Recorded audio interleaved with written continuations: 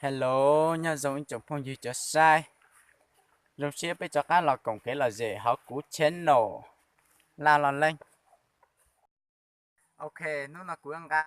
Nành có chỉ đồ là mù xí tờ ta là sẽ giống một yếu tờ á chi nữa. Có tụi mà mình chén thì không xịt chùa đây.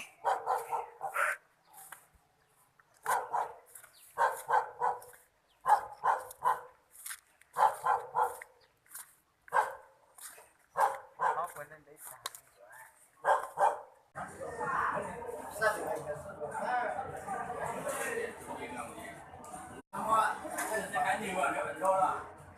Mẹ, không có thật đấy. Mẹ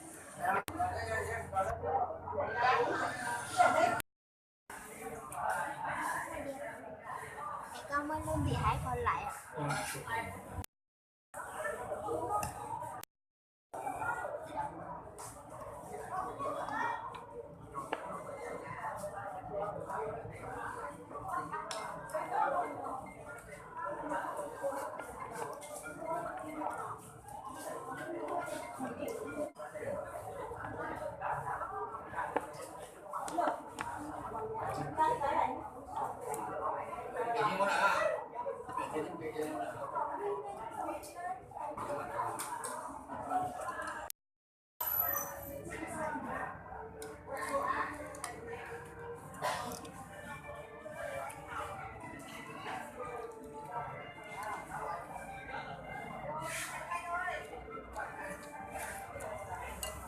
Này cái mẹ.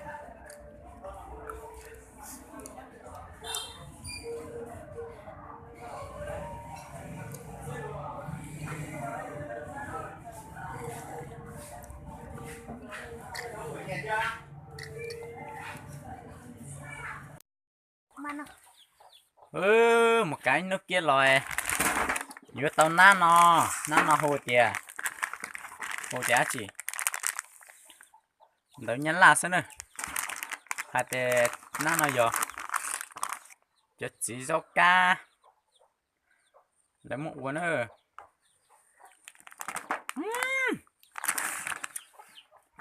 Nó lên lại nói. Ta sẽ nói lúc sao? Con nói lúc hả? Cá. Cá thịt trắng. Thâu cho ha. À.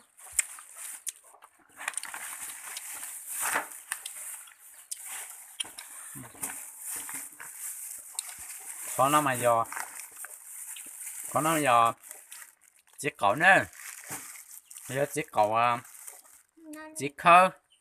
Muốn cho chỉ khơ thì sẽ họ mê mê. Lấy muốn cho mình dịu thì lấy muốn uống chỉ bao rồi thì uống ít lúc rồi nó này. Cái sẽ này lúc cũng sẽ rồi.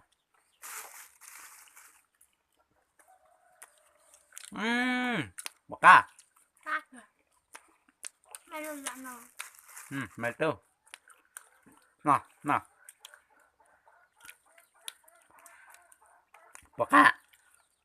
Bọc ca. Ăn gà. Có tao nó giò.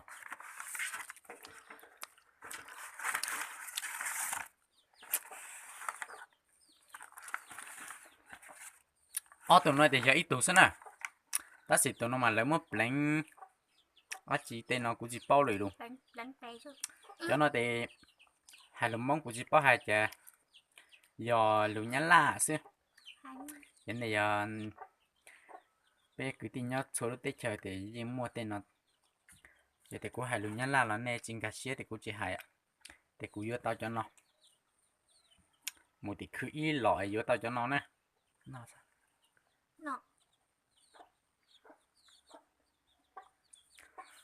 Nó tụi nó sẽ cho tiệc can rồi.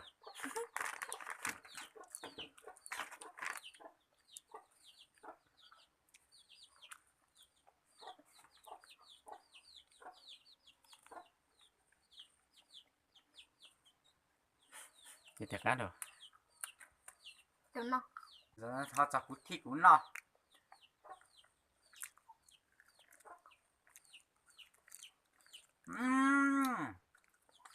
Ta.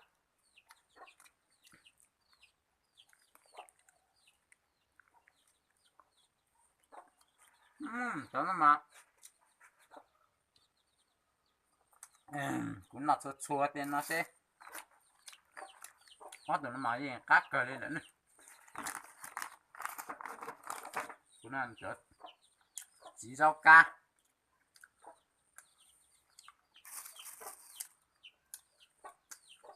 cho mà lấy cho than than cho các cái gì cho nó mà cá câu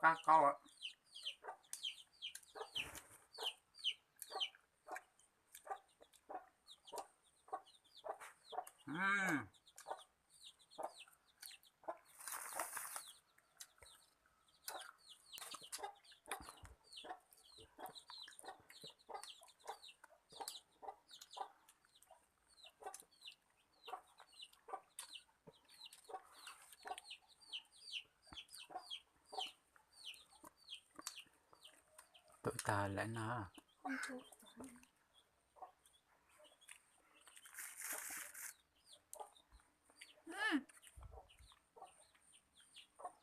ngon cả cá mày cá cả nó khơi rồi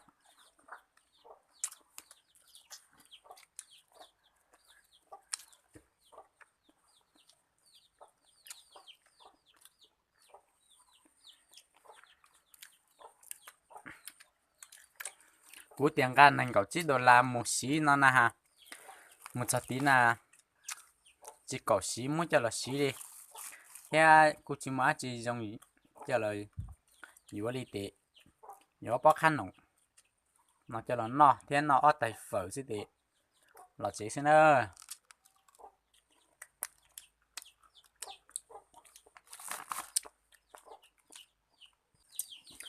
cho nó mà giờ cú xì cho cú xì á cú nhện nó chắp là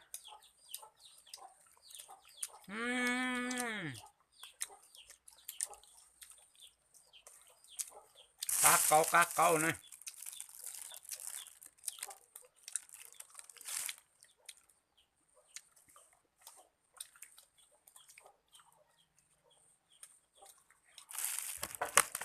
mình mới lên nóng nè cho nó mà giờ giờ có giống không chỉ dốc cá là nó nông cho cá nói nè cho nó riêng cá có gì ạ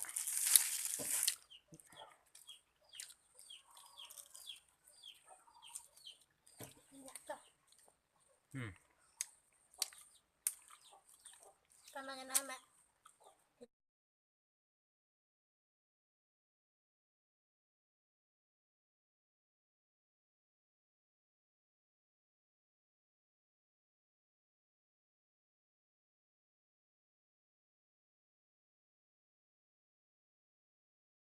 cho con mù lại dùng xe theo một chọn đàn đó chạy trong phòng gì ở này chỉnh ba sai của ra video là cho thảo sau nó thế nữa thảo có bé cho lên cho tụ chuẩn chỉ tập đến là cá nhân dùng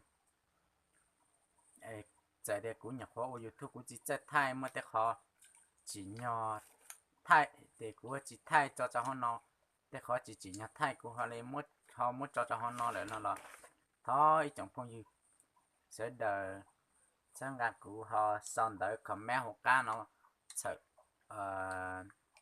kẹt của thế có của họ của tàu dùng chăn nó nữa của chăn tao cháy trong